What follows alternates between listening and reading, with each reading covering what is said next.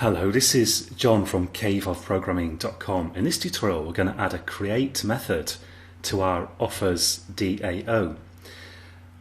And the first thing I'm going to do is just add a method stub in here. I'm going to type public boolean create, and that's going to take an offer object as its sole parameter.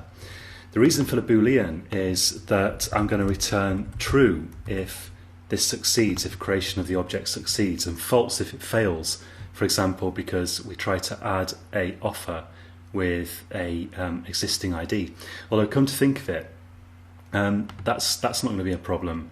There may be some problem creating the object, but we won't have problems with IDs because we're going to let the database decide the ID for us, and that's why I made the ID column in the database auto increment. So what I do want to do is I want to be able to fill in values in an offer object. I want to be able to fill in everything except ID, and then have the database create that object and decide on an ID for it. So I'm going to add some more constructors here. The first thing I'll do is I'll right click here and go to source, generate constructor using fields, and let's add a constructor that takes all the parameters of offer for convenience. So just in case we want to create an offer object later on and fill in all the different properties when we create it, we've got this constructor available. The one that I actually need for this tutorial is going to look very similar to this, but I want a constructor that takes everything except the ID, which the auto increment column in the database is going to take care of. And finally, so that I can construct offer objects without specifying any parameters, I'll add in a default constructor here, since that won't be available anymore once we start defining these parameterized constructors. So let's go back to offers DAO now, and the way to do this is, well, I can use some pretty simple update statement to create this offer object. But first I need the parameters from that offer object in a form that I can use in my SQL. And I'm going to use here a class called bean SQL parameter. I think that's right. Anyway, let's bean SQL parameter source, I think is what I want. Or maybe bean property SQL parameter source. Yeah, there we go. So I'm going to use this bean property SQL parameter source, which I'll call params, and set it equal to a new bean property SQL parameter source. And what this does is it creates a set of parameters that you can use to replace placeholders in your SQL from your actual bean properties. So let's pass in the bean to the constructor of this bean SQL parameter source.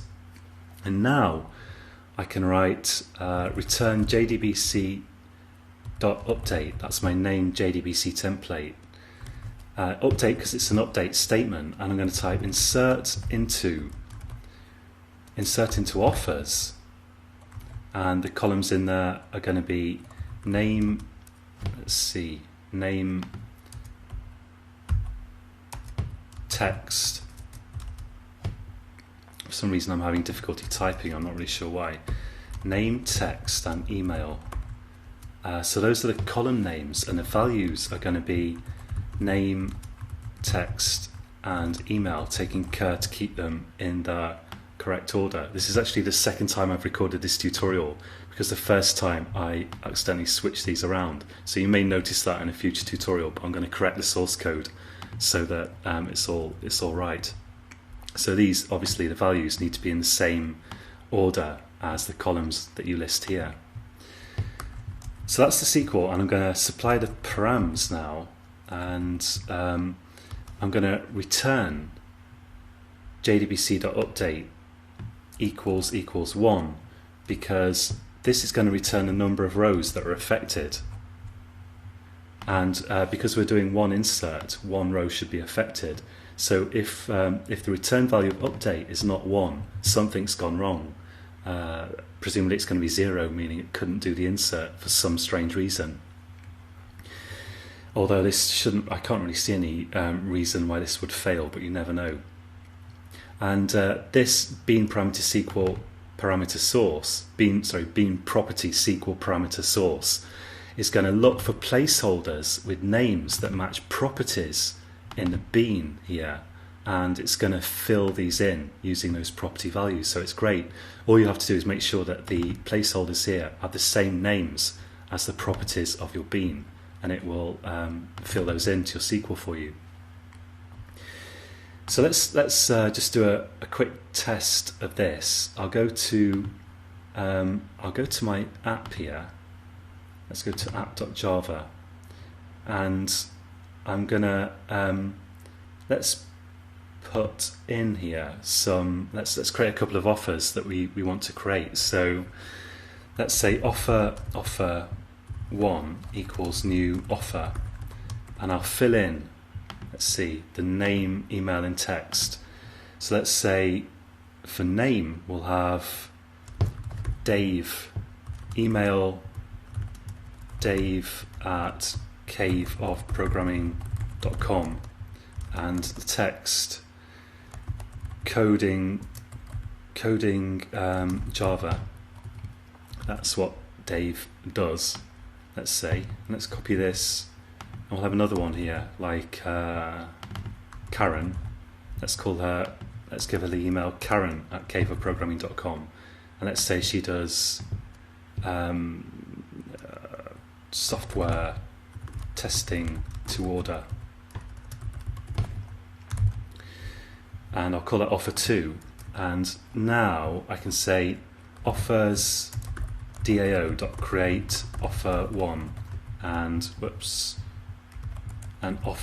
DAO.create offer 2. And if this works, we should see this in the list down below here. We could also surround this with if and say if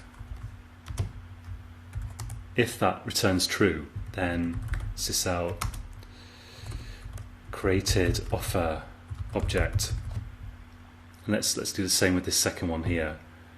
So let's say if offers DAO.create offer 2, and I'll copy this as well and paste it in.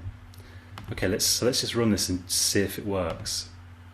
And it says something slightly wrong here. I think that's related to something I've done later on. It's getting slightly confusing actually. But yeah, we have created the offer object, and we can see here that we've got Dave and Karen successfully created. And later on, I'm doing get offer and supplying an ID that doesn't actually exist in the database as it is at the moment, but we'll leave that for the moment. Okay, so until next time, happy coding.